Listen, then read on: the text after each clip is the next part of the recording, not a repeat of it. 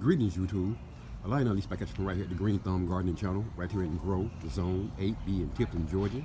And in this evening's video, YouTube, we'll be giving you guys a quick peek at a newer section of our backyard food forest that we have indeed dubbed the Curve, where we're currently growing Georgia Jet sweet potatoes.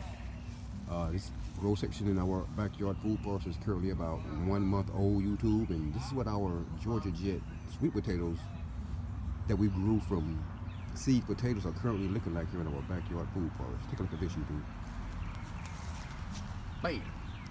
Aren't they indeed looking good, YouTube, here at about 1 month old back here at the Curve? And this is indeed why we named this grow section of our backyard food forest the Curve, YouTube. It sits where our driveway curves around at this angle. Everything's going around at an angle going back up the hill here, YouTube. That's why we call it the Curve here. We currently have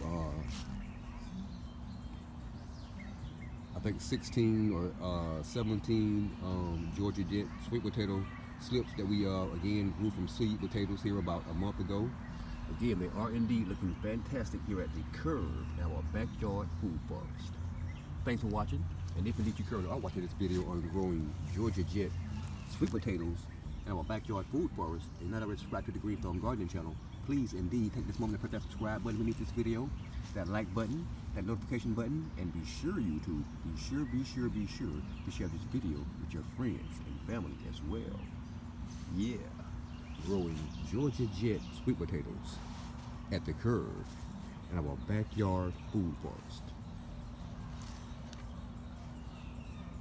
Thanks for watching.